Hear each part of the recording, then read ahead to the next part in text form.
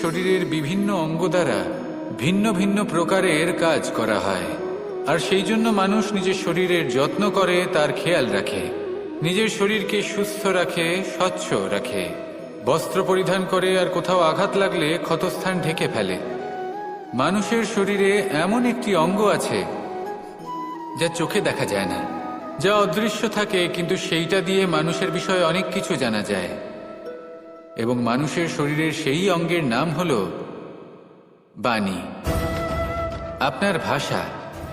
আপনি যেভাবে কথা বলেন, যার সাথে কথা বলেন, আপনি যেভাবে শব্দচয়ন করেন, তার দ্বারা আপনার বিষয়ে অনেক কিছু বোঝা যায়, আপনার ব্যক্তিত্বের বিষয়ে অনেক কিছু বোঝা যায়। সেই জন্য সবসময় কিছু বলার আগে একটু ভেবে নিন, নিজের কথার ওপর একটু নিয়ন্ত্রণ রাখুন। আমার কথা শুনুন, এই হৃদয়কে শুদ্ধ করে তুলুন।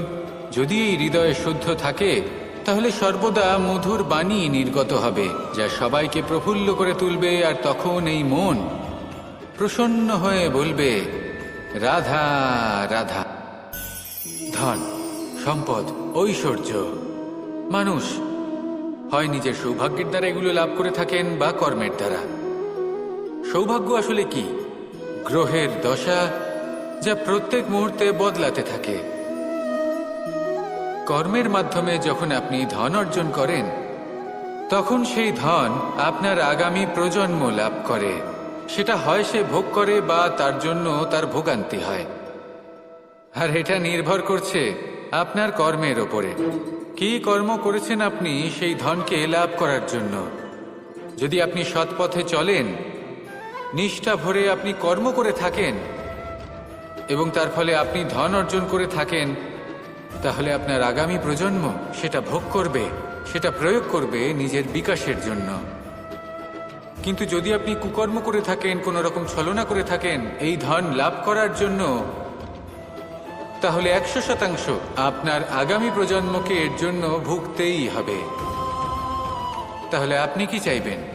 যে আপনার আগামী প্রজন্ম সুখ ভোগ করবে, নাকি আপনার কুকর্মের পরিণাম ভোগ করবে? নির্বাচন আপনারই। আসুন আমার সাথে ভালোবেসে বলুন, রাধা রাধা। মাতা পিতার মনে সবসময় এই বাসনা বাস করে যে ওনাদের সন্তানের যেন মঙ্গল হয়। নিজের সন্তানকে সেই সব কিছু দেবার সবসময় চেষ্টা করতে থাকেন যেগুলো তারা নিজেরা নিজেদের জীবনে কখনো পেতে পারেননি। এবং এই প্রক্রিয়ায় সব থেকে গুরুত্বপূর্ণ বিষয়টি ভুলে যান, নিজের সন্তানকে সেই জিনিস দেওয়া যেটা উনি সব থেকে আগে পেয়েছেন। আমি ধনের কথা বলছি না, আমি বলতে চাইছি নিজের অভিজ্ঞতা দ্বারা ওনারা যে মানসিক স্থিতি লাভ করেছেন, ওনারা যে মর্যাদা লাভ করেছেন, যে শিক্ষা ওনারা লাভ করেছেন, সবার আগে নিজের সন্তানকে সেটা দেওয়া প্রয়োজন। সেটা যদি নিজের সন্তানকে দিতে পারেন, তাহলে এই সন্তান জীবনে তার পথে এগোতেও পারবে, ধন অর্জনও করতে পারবে এবং শক্তিশালী অনুভবও করতে পারবে। সেই জন্য সন্তানকে সবার আগে সেটা দান করুন যেটা সব থেকে বেশি মূল্যবান। সেটা দিন যেটা আপনি সবার আগে লাভ করেছেন। আসুন আমার সাথে ভালোবেসে বলুন, রাধা রাধা। কখনো কখনো আমরা খুব ব্যথিত হয়ে পড়ি। আমরা নিজেদের পরিবারের জন্য এত কিছু করি, আর তারা আমাদের দেখলেই ভয়ভীত হয়ে পড়ে, আমাদের দেখলে বিরক্ত হয়। কখনো নিজেদের সন্তানকে বিকাশের পথে অগ্রসর করার জন্য আমরা তাদের উপর একটু জোর দিই যাতে তারা পরিশ্রম করে, কিন্তু সেই সন্তান আমাদের উপর বিরক্ত হয়ে পড়ে। কখনো সন্তানকে সঠিক শিক্ষা দেওয়ার জন্য আমরা তাদের কিছু সীমা নির্ধারিত করি, তখন সেই সন্তানের চোখে নিজেদের জন্য আমরা ঘৃণা দেখতে পাই। মানুষ কেন ব্যথিত হবেন না?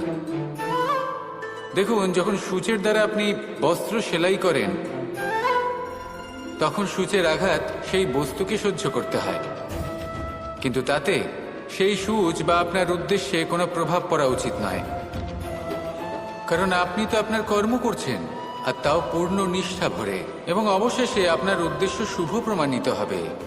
তাই কেউ বিরক্ত হচ্ছে বলে বা কারোর চোখে নিজের প্রতি ঘৃণা দেখার ভয় কখনো পিছিয়ে যাবেন না। কষ্ট না করে বিকাশ সম্ভব নয়। কর্ম করতে থাকুন, সব কিছু শুভ হবে। আসুন আমার সাথে ভালোবেসে বলুন, রাধা রাধা। প্রেমের পরিভাষা আসলে কি? ভিন্ন ভিন্ন ধরনের ব্যক্তি, ভিন্ন ভিন্ন ধরনের প্রেমী আলোচক বিভিন্ন ধরনের পরিভাষা প্রদান করেন এই প্রেম নিয়ে। কিন্তু প্রত্যেকের মনেই কখনো কখনো এই প্রশ্ন এসেছে, এই ভালোবাসা আসলে কি? নিজের প্রিয়তমকে জয় করাই কি প্রেম? চার হাত এক হয়ে যাবার নামই কি প্রেম? নিজের আবেগ ব্যক্ত করাই কি ভালোবাসা? না, প্রেমের অর্থ কাউকে লাভ করা নয়, বরং তার মাঝে বিলীন হয়ে যাওয়া। যদি কারোর হাত ধরে থাকি, তাহলে আজীবন তার সাথে পথ চলা হলো প্রেম। প্রেম শুধুমাত্র সেটা নয় যা প্রেমী আর প্রেমিকার কেশদামে মালা বেঁধে দেয়। মাতা পিতার জন্য দিনরাত পরিশ্রম করা, নিজের পরিবারের জন্য দিনরাত পরিশ্রম করা, সেটাও প্রেম। নিজের বন্ধুদের জন্য, আপনজনের জন্য সবকিছু উজাড় করে দেওয়ার নাম হলো ভালোবাসা। নিজের মাতৃভূমির জন্য সাহসের সাথে লড়াই করা এবং আনন্দে নিজের জীবন ত্যাগ করে দেওয়াও কিন্তু প্রেমের নামান্তর। সেই জন্য যারা বুদ্ধিমান ব্যক্তি, তারা কখনো প্রেমের পরিভাষা খুঁজতে চান না, কারণ তারা জানেন যে এই প্রেম কতটা বিশাল। তারা জানেন যে এই প্রেম হলো এক বিশাল সাগর, যাকে নিজের মুঠোয় ধরে রাখা যায় না। সেই জন্য এই প্রেমের সাগরে ডুবে যান এবং সকলকে ভালোবাসতে শিখুন। যদি সবাইকে ভালোবাসতে পারেন, তাহলে তাদেরও কল্যাণ হবে যারা আপনাকে ভালোবাসে, তাদেরও কল্যাণ হবে যাদেরকে আপনি ভালোবাসেন, আর আপনারও কল্যাণ হবে। আর তখন এই মন ভালোবেসে বলবে, রাধা রাধা। কখনো এই প্রশ্ন আসতে পারে যে ইমারত কেন নির্মাণ করা হয়, কেন উৎসব পালন করা হয়, কেন মানুষ নিজেদের জন্মদিন পালন করেন, কেন দোল, বিজয়া দশমী, রাখি, দীপাবলির মতো উৎসব পালন করা হয়? যদি এগুলো পালন না করা হয় তাতে কি যায় আসে? যদি এই দোল উৎসব পালন না করা হয়, তাহলে কি এই সংসার ভুলে যাবে যে নারায়ণের প্রতি ভক্তির কারণে ভক্ত প্রহ্লাদকে অগ্নি স্পর্শও করতে পারেনি? যদি বিজয়া দশমী পালন না করা হয়, তাহলে কি এই সংসার ভুলে যাবে যে এই দিনে শ্রীরাম রাবণকে বধ করেছিলেন? যদি আমরা দীপাবলির এই উৎসব পালন না করি, তাহলে কি এই সংসার এটা ভুলে যাবে যে অযোধ্যাতে অমাবস্যার এমন এক রাত এসেছিল যে রাত্রে অযোধ্যা পূর্ণিমার থেকে বেশি উজ্জ্বল হয়ে উঠেছিল? যদি এই রাখি উৎসব পালন না করা হয়, তাহলে কি এই সংসারের ভাই এবং বোনেরা একে অপরের প্রতি ভালোবাসা কি সেটা ভুলে যাবেন? বিষয়টা ভুলে যাওয়ার নয়, বিষয়টা হলো মনে রাখা। যখন জীবনে আমরা কোনো একটা স্থানে পৌঁছই, উপলব্ধিগুলোর উৎসব পালন করি, যাতে সেই মুহূর্তে আমরা সকলের মধ্যে আনন্দ ছড়াই এবং মানুষ সেই মুহূর্তটা মনে রাখেন। এই স্মৃতিগুলোই মানুষের মধ্যে বিশ্বাসের জন্ম দেয়। এই বিশ্বাস যে আগামী যেদিন আসছে তাতে আরও আনন্দের সম্ভাবনা রয়েছে। ভালোবাসার এই উৎসব, ভালোবাসার এই পার্বণ, এটা মানুষের মনে বিশ্বাসের জন্ম দেয় যে প্রত্যেক যুগে কেউ না কেউ এসেছে এবং পরবর্তীতেও আসবে। তাহলে আসুন আমরা ডুবে যাই আমার লীলার এই প্রেম যাত্রায় এবং ভালোবাসার এমন একটা উৎসব পালন করা যাক যা এই সংসার যুগ যুগ পর্যন্ত মনে রাখবে। তাহলে আসুন আর আমার সাথে ভালোবেসে বলুন, রাধা রাধা। সমুদ্র মন্থনের সময় দুই ধরনের রত্ন লাভ করা হয়েছিল। প্রথম হলাহল, যার প্রভাব থেকে এই সমস্ত সংসারের জীবের প্রাণ বাঁচানোর জন্য মহাদেব তাকে নিজের কণ্ঠে ধারণ করে নিয়েছিলেন। আর দ্বিতীয় অমৃত, যেটা কিঞ্চিত পরিমাণ মাত্রায় পাওয়া গেছিল। কখনো কখনো জীবনে এমন কোনো বস্তু যা আপনি প্রয়োজনের থেকেও অনেক বেশি মাত্রায় ভোগের জন্য লাভ করে থাকেন, তা আপনার জন্য বিষ প্রমাণিত হতে পারে। যেমন জল, প্রয়োজনের থেকে অনেক বেশি মাত্রায় যদি এই জল আসে তাহলে আপনার প্রাণ কাটতে পারে। কিন্তু পরিশ্রমের পরে এক পাত্র শীতল জল দ্বারা আপনি যদি স্নান করে নেন, তাহলে তা আপনার শরীরের জন্য অমৃত হবে। পরিশ্রম করার পরে যদি আপনার শরীর একমাত্র খাবার লাভ করে তাহলে তা আপনার শরীরের জন্য অমৃত। কিন্তু যদি কোনো পরিশ্রম না করেই আপনি দিনরাত শুধুই খাবার গ্রহণ করতে থাকেন তাহলে আপনার কাছে তা বিষ সমান। বিষ এবং অমৃত গ্রহণ করাটা আপনার উপরে নির্ভর করছে। কোনো বস্তু আপনার পক্ষে বিষও হতে পারে, আবার অমৃতও হতে পারে। নির্ভর করছে যে আপনি সেটা কিভাবে ব্যবহার করছেন, কতটা মাত্রায় ব্যবহার করছেন। আসুন আমার সাথে ভালোবেসে বলুন, রাধা রাধা। প্রেম আড়াই অক্ষর, মাত্র আড়াই অক্ষরের এই শব্দ প্রেম, এর মধ্যে ত্রিলোকের এবং সমগ্র ব্রহ্মাণ্ডের বীজ নিহিত আছে। এমন কি আছে যা এই প্রেম করতে পারে না? যেখানে শক্তি এবং বিদ্যা প্রয়োগ করে আপনি কিছুই করতে পারবেন না, সেটাও প্রেম দ্বারা অর্জন করা সম্ভব। প্রেম চাইলে পাথরেও ফুল ফোটাতে পারে। প্রেম চাইলে ন্যাড়া পাহাড়ের বুক চিরে নদীপথ তৈরি করতে পারে। চাইলে নিরক্ষর ব্যক্তিকে সংসারের শ্রেষ্ঠ জ্ঞানী করে তুলতে পারে। শুধুমাত্র এই প্রেমের জন্য সবার দুষ্টু কানাই ঘনশ্যাম হয়ে উঠেছিল। শুধুমাত্র এই প্রেমের টানেই ত্রিলোকের স্বামী দ্বারকাধীশ নির্ধন সুদামার পদসেবাও করেছিলেন। এই প্রেম হলো সংসারের সবথেকে বড় শক্তি। এই সংসারের আধার হলো প্রেম। এমন কিচ্ছু নেই যা এই প্রেমের পক্ষে সম্ভব নয়। যেখানে বিদ্যা এবং শক্তি সাহায্য করতে পারে না, সেখানে এই প্রেম আপনাকে জয়ী করে দিতে পারে। তাহলে আসুন আর আমার সাথে ভালোবেসে বলুন, রাধা রাধা। এটা কোনো এক সময়ের কথা। একটি শেয়াল ভুলবশত একটি নগরীতে প্রবেশ করে এবং সে সেখানে হঠাৎ ধোপাদের পাড়ায় প্রবেশ করে। নীল রং গোলা জলে পড়ে যায়। কোনো ক্রমে পালিয়ে পালিয়ে আবার সে বনে ফিরে আসে। অন্য সব প্রাণীরা ওকে দেখে আর ভয়ভীত হয়ে পড়ে। তখন সেই শেয়াল ফন্দি হেঁটে সবাইকে বলল যে, আমি হলাম দেবদূত আর তোমাদের সকলকে রক্ষা করতে এসেছি। সবাই ওর কথা মেনেও নিল। প্রত্যেক দিন ওকে ধনধান্য খাবার এইসব প্রদান করতে লাগলো। তারপরে এমন একটি রাত এলো যেদিন দূরে কোথাও কিছু শেয়ালের দল তাকে ডাকতে শুরু করলো। আর তখন এই শেয়াল নিজেকে আটকেই রাখতে পারল না। সেও ঠিক শেয়ালের মতোই ডাকতে শুরু করলো। সকলে সেটা শুনতেও পেলেন এবং সকলে এটা বুঝতেও পেরে গেলেন যে এ হলো একটা ভণ্ড। সেই জন্য জীবনে কখনো ছলনা করবেন না। তাকে আপনি যতই লুকোনোর চেষ্টা করুন না কেন, সেটা অবশ্যই একদিন সামনে চলে আসবে। আর তার থেকেও বড় শিক্ষা হলো এটা যে কারোর জীবনে সম্পত্তি, ধন ধান্য এসব চলে আসাতে তার বুদ্ধির বৃদ্ধি ঘটে না, তার ব্যবহার শুভ হয় না। এটা তখন হয় যখন সেই ব্যক্তি সেটা নিজে পেতে চায়, তার জন্য ভাবনা চিন্তা করে, কর্ম করতে থাকে। আর যখন একজন ব্যক্তি নিজের বুদ্ধি এবং ব্যবহার উন্নত এবং শ্রেষ্ঠ করে তুলতে পারেন, তখন তিনি নির্ধন হয়েও ধন অর্জন করতে পারেন। ঠিক পদ্মফুলের মতো। একটি পদ্মফুল কিন্তু জন্ম নেয় পাকের মধ্যে। তারপরেও এই পদ্মফুল দেবতাদের প্রসাধনের অঙ্গ হয়ে ওঠে।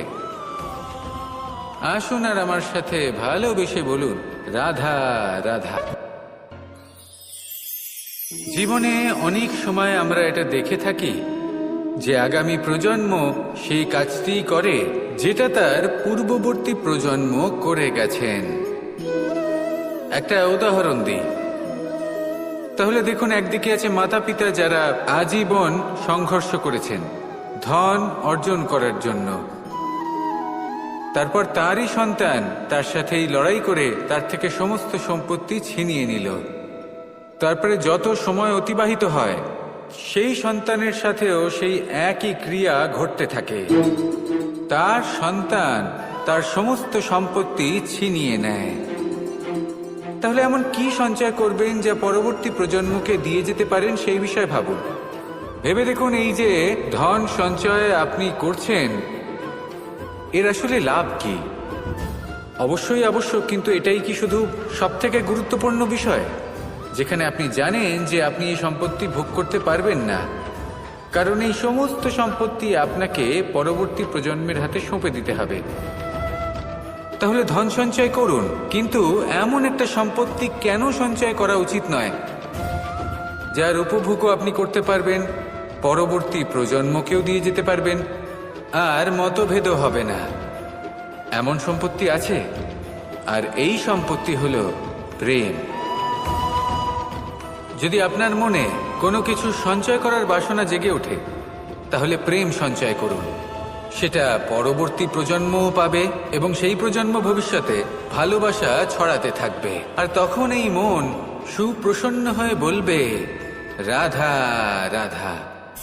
সূর্য এই সংসারকে আলো প্রদান করে। সূর্যের মনে যদি নিজের তেজের জন্য অহংকার জন্ম নেয়, তখন তার অহংকার ভঙ্গ করে মেঘ। সূর্যের আলো পূর্ণরূপে ঢেকে দেয়। মেঘের মনে যদি নিজের গতি নিয়ে অহংবোধ জন্ম নেয়, তাহলে মেঘের অহংকার ভঙ্গ করে পর্বত। মেঘের গতি অবরুদ্ধ করে দেয়। এবার যদি পর্বত নিজের নিশ্চলতা নিয়ে অহংকার করে, তাহলে সেই অহংবোধ ভঙ্গ করে একটি মূষক। সেই বিশাল পর্বতে একটি ছিদ্র করে দেয়। এবার যদি মূষকের নিজের মনে অহংবোধ জন্ম নেয়, তাহলে জল তার অভিমান ভঙ্গ করে, সেই ছিদ্র দিয়ে প্রবেশ করে। আর যদি জলের মনে অহংবোধ জন্ম নেয়, তখন মানুষ বাঁধ নির্মাণ করে তার গতিপথ রুদ্ধ করে, জলের অহংকার ভঙ্গ করে। আর যদি মানুষের মনে অহংকার জন্ম নেয়, তখন সূর্য নিজের তাপ দ্বারা মানুষের অহংকার ভঙ্গ করে। এই সংসারে অহংকার প্রদর্শন করার কোনো প্রয়োজন নেই। আমাদের সবার মধ্যেই কিছু বিশেষ গুণ আছে, আর সবার মধ্যে কোনো না কোনো দোষও আছে। এই প্রকৃতি আমাদের কি শিক্ষা দেয়? কেউ একে অপরের সাথে লড়াই করে না, একে অপরের জন্য বাধা সৃষ্টি করে না, শুধু নিজের কর্ম করে। সূর্য নিজের প্রকাশ দ্বারা বনস্পতি এবং গাছপালাকে জন্ম দেয়। মেঘ বর্ষা সৃষ্টি করে লুপ্ত হয়ে যায়, আবার নির্মিত হয়। পর্বতের সেই নিশ্চলতা সেই বর্ষাকে একটা দিশা প্রদান করে, আর তারপরে তা ধারা হয়ে প্রবাহিত হয়ে যায়। এইসব কি? এইসব একটা সম্পর্ক, একটা চক্রের মতো। সবাই একসাথে নিজের কর্ম করে, তাই এই চক্র আবর্তিত হয়। এটা আমাদেরও করতে হবে, একসাথে মিলে কাজ করতে হবে। কারোর জন্য বাধা হয়ে উঠলে হবে না, কাউকে ছোট মনে করলে হবে না। এটাই করতে থাকুন, সবাই মিলেমিশে কর্ম করুন। প্রকৃতি আমাদের এই শিক্ষাই দেয়। আসুন আমার সাথে ভালোবেসে বলুন, রাধা রাধা। এই সংসার বলে যে কৃষ্ণ হলো মহাযোগী। কেউ বলে যে কৃষ্ণ হলো সাংখ্যযোগের প্রবর্তক, কেউ বলে ভক্তিযোগের, কেউ বলে জ্ঞান যোগের, কেউ কেউ এটা মনে করেন যে অষ্টাঙ্গ যোগের প্রভু হলাম আমি। কিন্তু এই যোগ আসলে কি? যোগ বিষয়টাকে বোঝা খুব একটা কঠিন নয়, কিন্তু সেই যোগকে নিজের যাপনের অংশ করে তোলা হলো অত্যন্ত কঠিন, আর তার জন্য প্রয়োজন অভ্যাস। যোগ শব্দটার অর্থ হলো যুক্ত করা, আর এটা আমি ছোটবেলায় শিখেছিলাম। যখন আমার মাখন খেতে ইচ্ছে করত, আর মা মাখনের সেই হাঁড়িটা ওপরে টাঙিয়ে রাখতেন, তখন আমরা ভাবতাম যে অত দূরে পৌঁছবো কি করে। তখন আমরা যোগের বিষয়ে জানতে পারলাম, আর তখন জানতে পারলাম যে সব থেকে গুরুত্বপূর্ণ যোগ আসলে কি? সহযোগিতা, সাহায্য। আমরা সব সখারা একসাথে জড়ো হতাম, একে অপরের পিঠের ওপর উঠে দাঁড়াতাম, আর তারপর আমরা ওই মাখনের হাড়ির কাছে পৌঁছতে পারতাম, আর তারপর আমরা সবাই মিলে সেই মাখন ভাগ করে খেতাম। সহযোগিতা, এটা অত্যন্ত গুরুত্বপূর্ণ। পাণ্ডবরাও মহাভারতে এটাই করেছিলেন। ওনাদের সাথেও কেউ ছিল না, একে অপরকে সাহায্য করে ওনারা অনেক বীরদের একত্রিত করেছিলেন। তারপর অবশেষে মহাভারতের এই মহাযুদ্ধে ওনারা জয়লাভ করেছিলেন। রামায়ণে রাম এবং লক্ষ্মণের সাথে কেউ ছিল না। সহযোগিতার মাধ্যমে ওনারা ভাল্লুক আর বানর সেনাকে একত্রিত করেছিলেন, আর এই সংসারের সব থেকে প্রবল রাক্ষস রাবণকে বধ করেছিলেন। মনে রাখবেন, একসাথে মিলে যদি আপনারা কর্ম করতে শেখেন, তাহলে এই সংসারে এমন কিছুই নেই যেটা আপনি অর্জন করতে পারবেন না। আসুন আমার সাথে ভালোবেসে বলুন, রাধা রাধা। এই সংসারে প্রত্যেক প্রত্যেকটা জিনিসের নিজস্ব একটা বিশেষত্ব আছে, আর তার বিশেষত্বর জন্যই তাকে বিশেষ গুরুত্ব দেওয়া হয়। যদি কথা বলি অস্ত্রের, যেমন তরোয়াল নির্মাণ করা হয়েছে